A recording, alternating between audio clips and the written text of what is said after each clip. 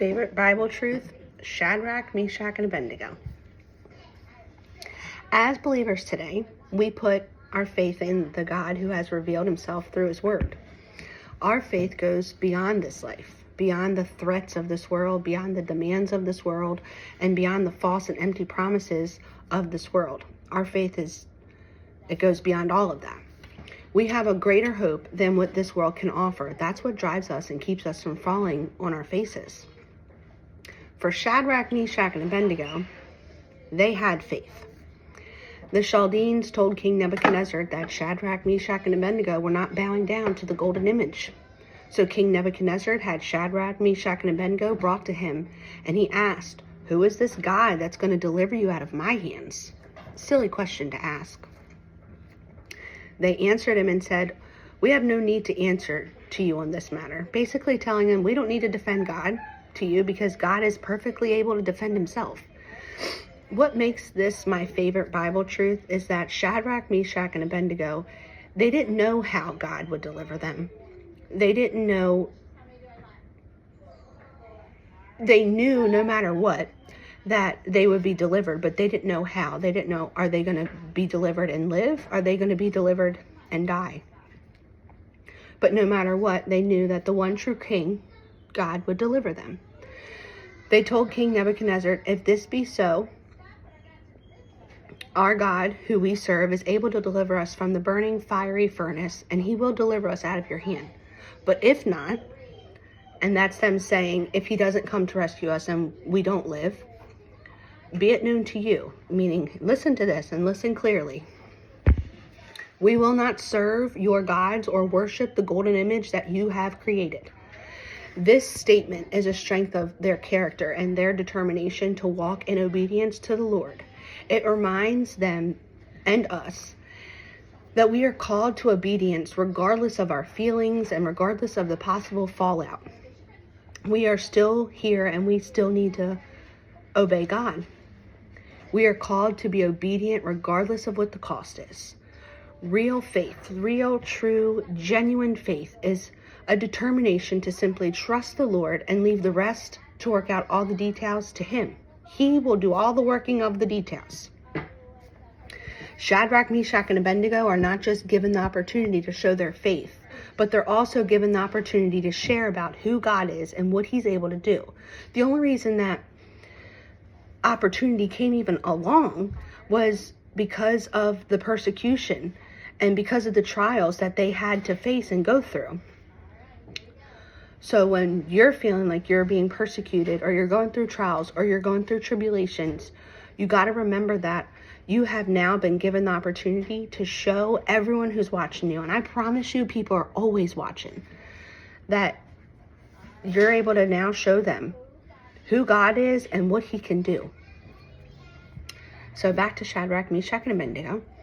After they told the king Nebuchadnezzar that they will not bow down, serve, worship the golden image that he had set up, Nebuchadnezzar was fueled with fury. He ordered the furnace to be heated 7 times more than it usually is heated.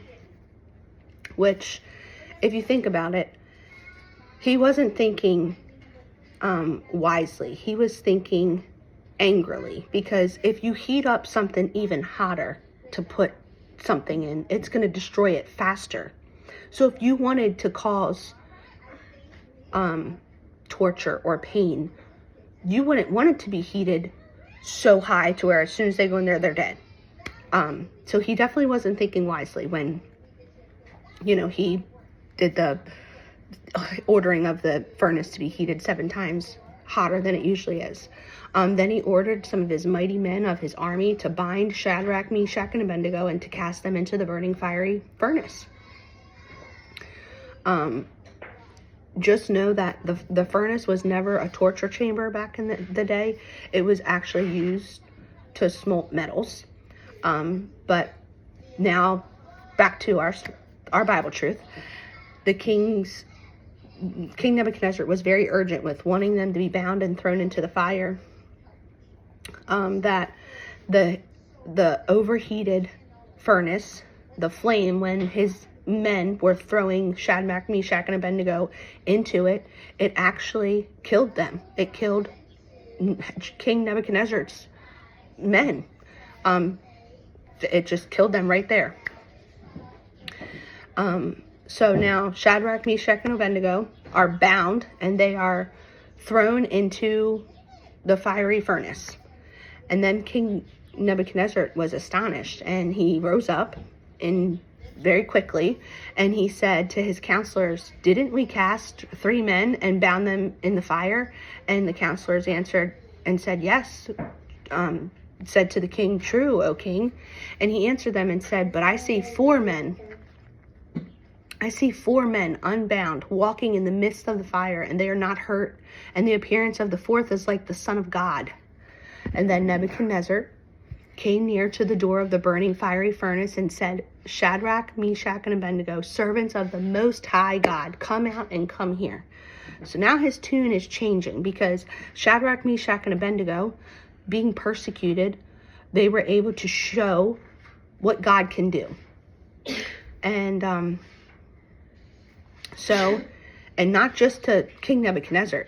So King Nebuchadnezzar tells them, servants of the Most High God, come out and come here.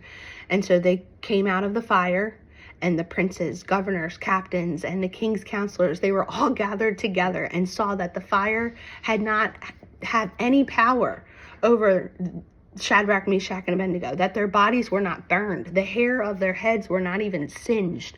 Their clothes were not burnt up or messed up, and they didn't even smell like fire. And Nebuchadnezzar answered and said, "Blessed be the God of Shadrach, Meshach, and Abednego, who had sent his angel and delivered his servants that trusted in him. Just know, God might not spare you from the fire, but if he doesn't, he promises to walk in it with you. He's never going to leave you nor forsake you." Many times we pray to be delivered from the fire, but God knows ultimately that it's the fire that is actually needed to cut away those things that are binding us. So what we need to do, we need to ask God for more courage and more faith in order to stand and continue to stand. We need to remember and know something that my almost 15-year-old daughter told me when she was 7 years old, and it's, faith is knowing God has power over everything. See ya.